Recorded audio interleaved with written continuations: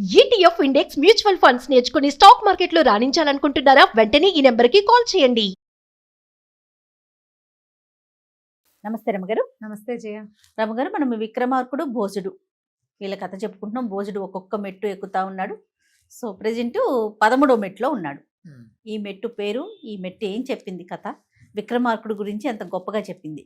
13వ మెట్టు ఎక్కాడు భోజ మహారాజు. 13వ మెట్టు మీద ఉన్న ప్రతిమ పేరు సూర్యప్రకాశవల్లి. బా.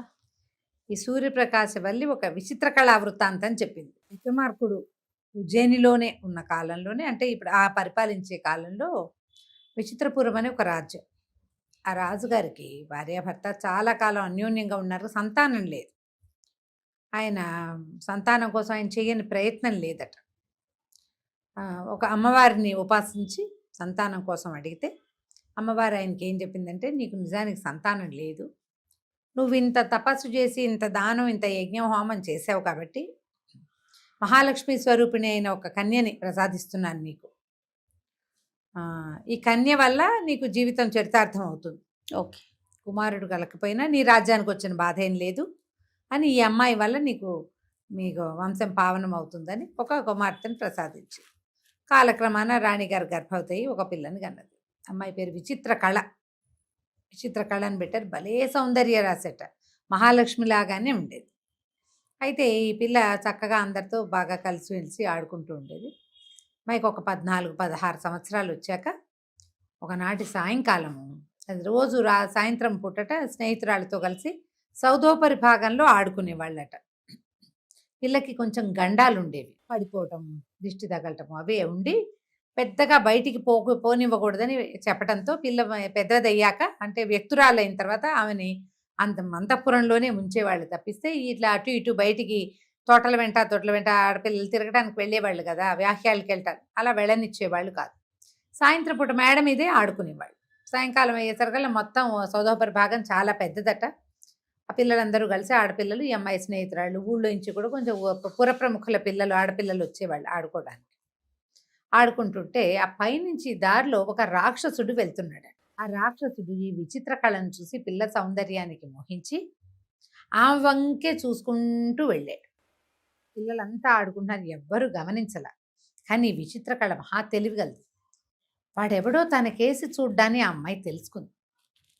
కానీ ఇంతమంది జనం ఉండటము, తర్వాత ఏమో మామూలుగా ఇట్లా ఆడపిల్లలు ఒంటరిగా ఇలా వాళ్ళే ఆడుకునేటప్పుడు కొంచెం పెద్దవాళ్ళు, దాదులు, తర్వాత మంత్రవాదులు, కొంతమంది ఆడవాళ్ళలో ఉంటారుగా కాపాలికలు, వాళ్ళు ఈ రాజ్యంలో ఉన్నవాళ్ళు ఇంచుమించు ఈ యువరాణి వ్యక్తురాలైన తర్వాత ఆమెకి కాపలాగా ఉన్నారు.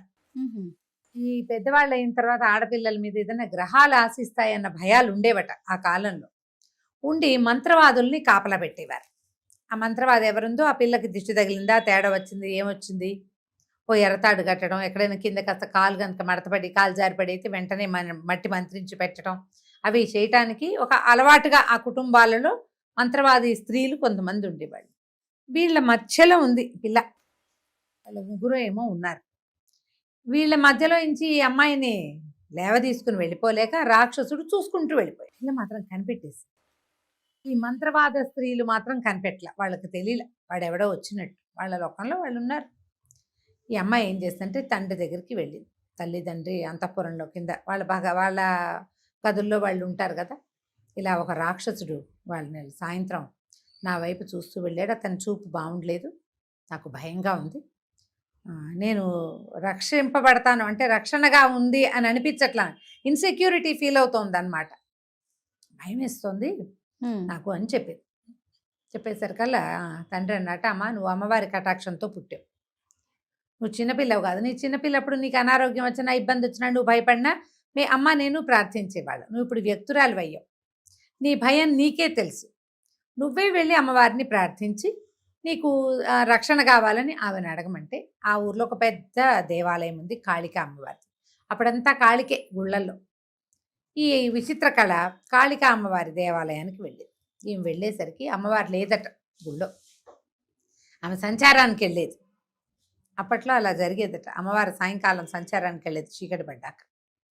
అయితే తిరిగి ఆ అమ్మవారు తిరిగి వచ్చేసరికల్లా ఆ దేవాలయపు ప్రాంగణం లోపల కూర్చుని ఉన్న విచిత్ర కళను చూసి ఆవిడ సంభావించి అడిగింది, ఎందుకమ్మా ఇక్కడికి వచ్చావు, ఏం కావాలి నీకంటే ఈ అమ్మాయి చెప్పిందట, ఎవరో ఒక రాక్షసుడు వాళ్ళ సాయంత్రం నా వైపు చూశాడు, నాకు భయం వేసింది, అతనికి నేను దొరికిపోతాననిపించింది, నాకు రక్షణ కావాలి, నన్ను రక్షించు అనేసరికల్లా అమ్మవారు చెప్పిందట. ఆవిడ తెలుసుకుంది ఈ పిల్లకి రక్షణ లభించకపోతే దీన్ని వాడు తీసుకుపోతాడు.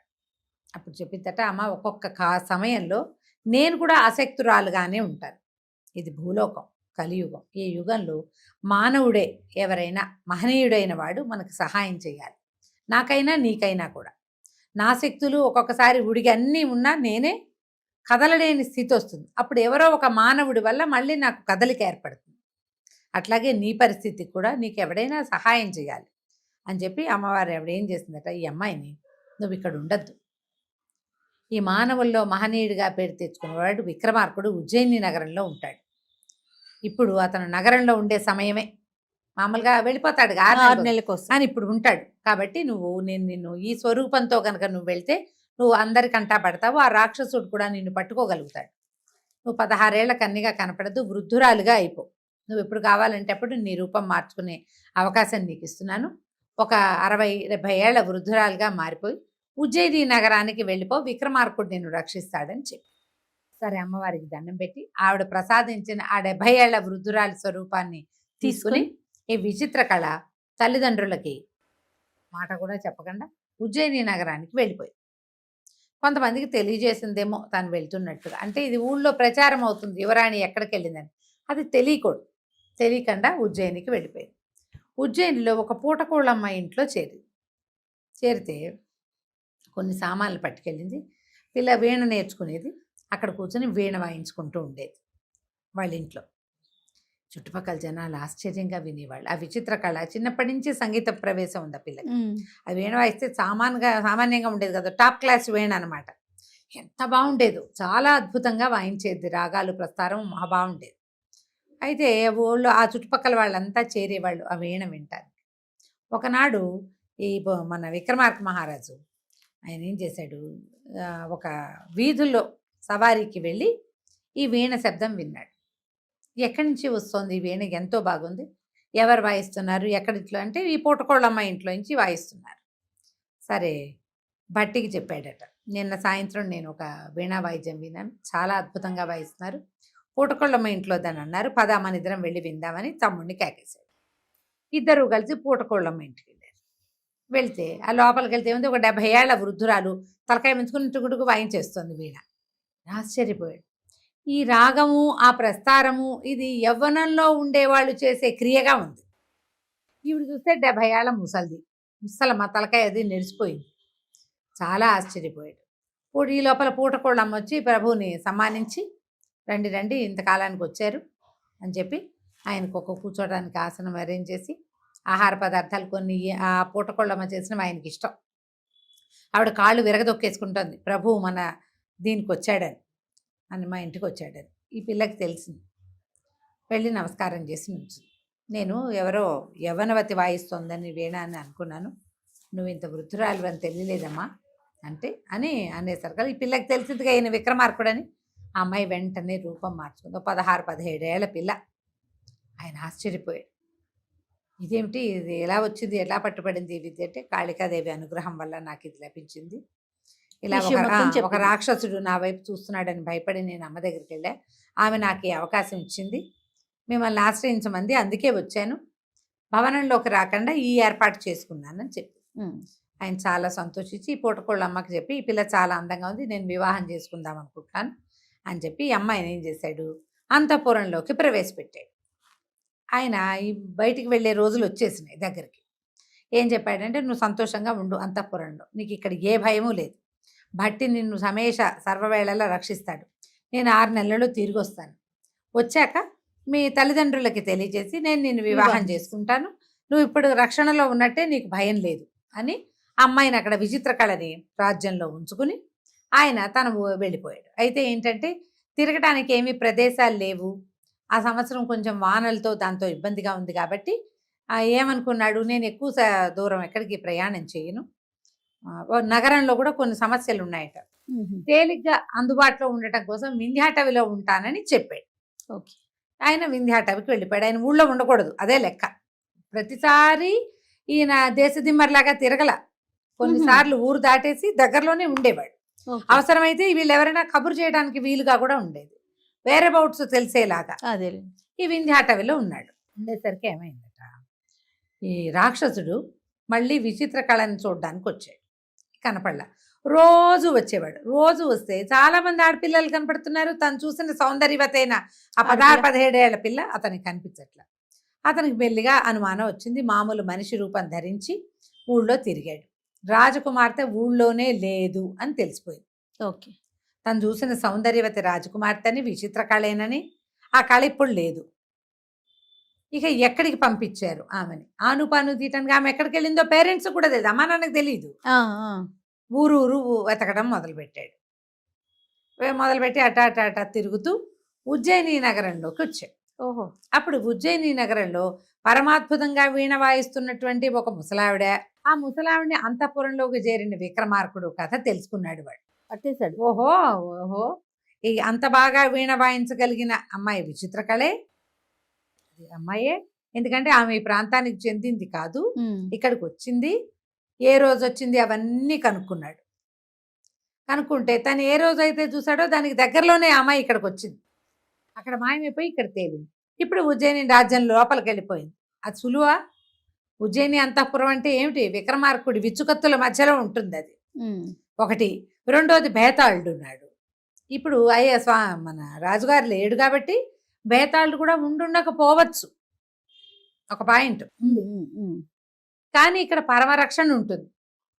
వీళ్ళు రోజు కాళికకి రకరకాలు సమర్పిస్తారు. హమేషా ఎల్లప్పుడూ ఆమె కరుణ ఈ ఉజ్జయిని నగరం మీద ఉంటుంది.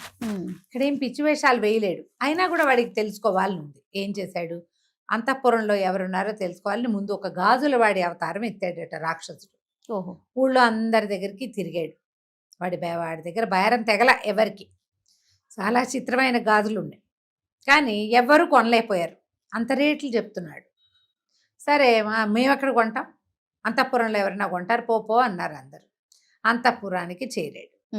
భట్టిని కలిసాడు. భట్టిని కలిసేసరికల్లా సరే ఏవో గాజులేగా, స్త్రీ ఆభరణాలు. సరే గాజుల వాడు కనపడుతున్నాడు. మామూలుగా ఇలా వర్తకులు వస్తే వీళ్ళు ఎక్కడి నుంచి వచ్చారు అవన్నీ ఆనుపానులు తీసేవాడు. ఎవరిని పడితే వాళ్ళని ఇళ్లలోకి రాని పంపించరు కదా. అంతఃపురమే కాదు, ఇళ్లలో కూడా మీదే ఊరు, నువ్వు ఎప్పుడొచ్చావు, ఎక్కడ దిగావు, దాని గురించి కనుక్కోవటం. కాగితాలు ఉన్నాయి, అవి పాస్పోర్టు తీర్చేవాళ్ళు. ఈయన చూస్తే వీడు దేశదిమ్మరి, చాలా ప్రాంతాలు తిరిగి వచ్చాడు, పూటకోళ్ళమ్మ ఇంటికి దిగాడు అనగానే నమ్మాడు. పట్టి నమ్మి అంతఃపురానికి పంపితే ఈ రాణులెవ్వరికి వీడి గాజులు ఎక్కలేదు. ఎక్కపోయేసరికల్లా సరే గాజులు లోపలికి వెళ్ళినాయి శాంపిల్స్.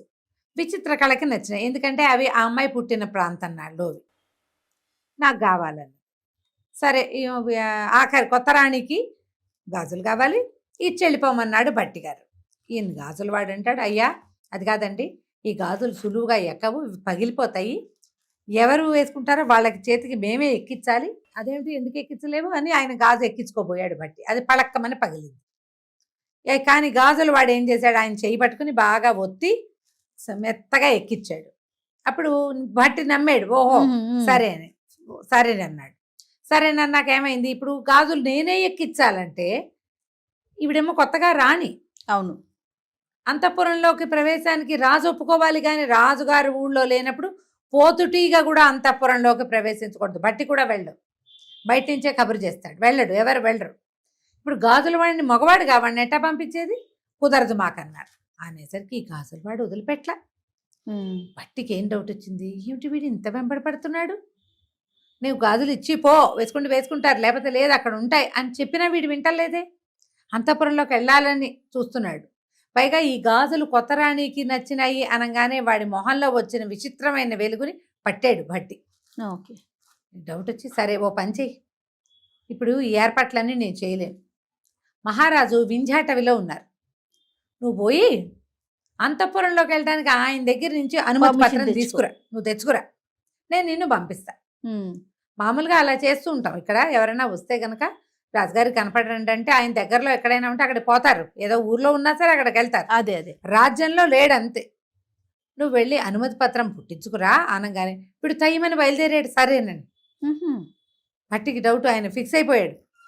ఈ పనంతా ఎవడు చేస్తాడు? ఆ గాజుల మీద వచ్చే డబ్బెంత? పోని ఆ డబ్బు నేను ఇస్తానంటున్నా, వీడు అంతఃపురంలోకి వెళ్ళడానికి ఇంత తెగబడుతున్నాడంటే వీడికి వేరే ఏదో ఉంది. వీడు ఆ రాక్షసుడేమో స్వరూపం మార్చుకున్నాడు. బేతాళుడు ఇక్కడ లేడు, నేను వీడిని కనిపెట్టలేకపోతున్నాను. బేతాళుడు ఉంటే వీడెవడో తెలిసిపోయేది. బేతాళుడు ఉన్నది భట్టి ఆయన విక్రమార్కుడితో. సరే ఏమనుకున్నాడు, వీడు పంపించేద్దామని నువ్వు వెళ్ళమన్నాడు. గాజులు వాడు తన మలారాన్ని పుచ్చుకుని ఈ రాక్షసుడు విక్రమార్కుడి దగ్గరికి వెళ్ళాడు. ఓకే. ఆయన ఎక్కడున్నాడు? వింధ్యాటవిలో ఉన్నాడు. వెళ్ళి వీడు గాజులు చూపించి, రాజ్యాల్లో కొత్తగా వచ్చిన రాణిగారికి చాలా నచ్చినాయి, ఈ గాజులు నేనే స్వయంగా వేయాలి కాబట్టి నన్ను అంతఃపురంలోకి పంపించే పర్మిషన్ ఉత్తరం కావాలి అని వచ్చాను. ఎవరు పంపారు నిన్ను అన్నాడు ఆయన. భట్టే పంపించారు. భట్టే ఒప్పుకున్నాడు. నన్ను అనేసరికి రాజుకి విక్రమార్కుడికి అనుమానం వచ్చింది. భట్టి ఇక్కడికి పంపించాలంటే ఏం చెయ్యాలి? విక్రమార్కుడికి చెప్పాలి కదా. ఒకడు ఏమంటారు, సొంత వాడిని ఒకడిని పంపాలి. వేగులో ఎవరో ఉంటారు కదా. వేగులంటే ఏమో గూఢచారులు, స్పై. ఓకే. అట్లా కాకుండా రాజ్యంలో రెగ్యులర్ గా ఉండే సైనికుల్లో ఎవడో ఒక ఇద్దరు సైనికుల్ని ఇచ్చి వీడితోటి పంపించాలి. ఇంతకు ముందు ఇలా జరిగినాయి. ఈయన ఎక్కడైనా ఉంటే అక్కడికి వాళ్ళు మనిషితో పాటు వాళ్ళని పంపాలి. ఒకడు ఏమంటారు, కనెక్టింగ్ పర్సన్ ఒకడు రావాలి. అవును. లోపల నుంచి మన ఆ పరివారంలో నుంచి ఒకడు గ్యారంటీగా రావాలి. అవును. మామూలుగా 3-4 కూడా వస్తారు. ఒకడు కూడా రాకుండా నువ్వే వెళ్ళి తెచ్చుకొని వీడిని పంపించాడంటే వీడేదో నమ్మకస్తుడు కాదనమాట. అందుకే భట్టి వీడిని ఒంటరిగా పంపాడు. వెనకాల ఎవరినైనా పంపితే నేను నమ్ముతాను, నేను నమ్మకూడదు వీడిని చెప్పడం కోసమే భట్టి వీడిని ఒక్కనే పంపించానని. ఇంతకీ నువ్వు తెచ్చిన గాజులు ఏ రాణికి నచ్చినాయి అన్నాడు. విచిత్రకళాదేవికి నచ్చినాయి పేరు చెప్పేసి అన్నాడు. విచిత్రకళ అనేటప్పుడు వాడి కంట్లో వచ్చిన ఒక మెరుపు చూసేసరికల్లా రాజుకి అనుమానం వచ్చింది. ఏ రాక్షసున్నైతే విచిత్రకళ తప్పించుకోవడానికి ఉజ్జయిని నగరం చేరిందో వీడు వాడే అయి ఉండొచ్చు. అలాగే అని రాజుగారు సరే అని వెనక్కి తిరిగి చంద్రహాసం తీసి ఒకటే వేటితోటి మెడొత్తరిచ్చేసాడు. ఎప్పుడైతే మెడ తెగి పడిందో ఈ మామూలుగా సుమారైన సైజులో గాజుల వ్యాపారస్తులాగా తలపాగా కట్టుకుని ఉన్నవాడు, వాడి తల రాక్షసుడి తల, శరీరం రాక్షసుడి శరీరంగా సెపరేట్ అయిపోయి పడిపోయింది. దెబ్బ తగిలేసరికి రక్తం బయటపడంగానే ఓ స్వరూపం బయటపడిపోయింది. వెంటనే ఆయన తెలుసుకున్నాడు వాడు ఇట్లా పడిపోవటం ఏమిటి, గాజులు మలారం మోసుకొచ్చాడు కదా, భగ్గుమని మండి మాయమైపోయింది అది. అవంతా మంత్రాలే. రాజు ఆశ్చర్యపోయాడు. సరే తెలుసుకున్నాడు ఆయన. విచిత్రకళకి పట్టిన పీడ ఇలా విరగడైంది. అమ్మవారు ఏం ఆజ్ఞించింది, మా మనసు అంటే మనసు కలిగిన ఒక మానవుడి వల్లే ఇది కుదురుతుంది, ఈ పని చేసేసాంగా. తర్వాత 6 నెలలకు ఆయన పని అయిపోయాక రాజ్యానికి వెళ్ళి విచిత్రపురానికి కబురు చేసి, విచిత్రకళ మా దగ్గర ఉన్నదని, ఏం భయం లేదని, నేను ఆమెను వివాహం చేసుకుంటున్నానని చెప్పి వాళ్ళని కూడా పిలిపించి ఈ అమ్మాయిని రాజుగారి వివాహం చేసుకున్నాడు. ఈ కథ చెప్పింది ప్రతిమ. చెప్పి చూడు, రాజు క్షణంలో అర్థం చేసుకోగలిగాడు. ఇప్పుడు మంత్రితోటి రాజుకి ఎలాంటి సంబంధం ఉంది ఇక్కడ? ఆ మంత్రి ఒక క్రియ చేశాడంటే మంత్రి ఎందుకు ఆ క్రియ చేశాడో రాజుకి అర్థమైంది. ఎంత తెలివి ఉండాలి దాన్ని మరి. ఆ తెలివి ఉందా నీ దగ్గర? అంత తెలివిగా ఉండాలి రాజు. ఒక క్రియ ఏదైనా జరిగిందంటే దాని ఆను పాను ముందు వెనక తెలిసి ఉండగలిగే తెలివి ఉంటవాడే రాజుగా, ప్రత్యేకమైన రాజుగా గుర్తింపబడతాడు. అందుకని విక్రమార్కుడు ఇంకా గుర్తింపబడ్డాడు. నీకుందా? ఏముంది? భోజుడు ఒక నమస్కారం చేసి దిగి వెళ్ళిపోయాడు. 13వ ప్రతిమ చెప్పిన కథ చెప్పేశాం. 14వ ప్రతిమ కథతోటి మళ్ళీ కలుసుకుందాం. తప్పకుండా రమ్మ గారు. నమస్తే. నమస్తే.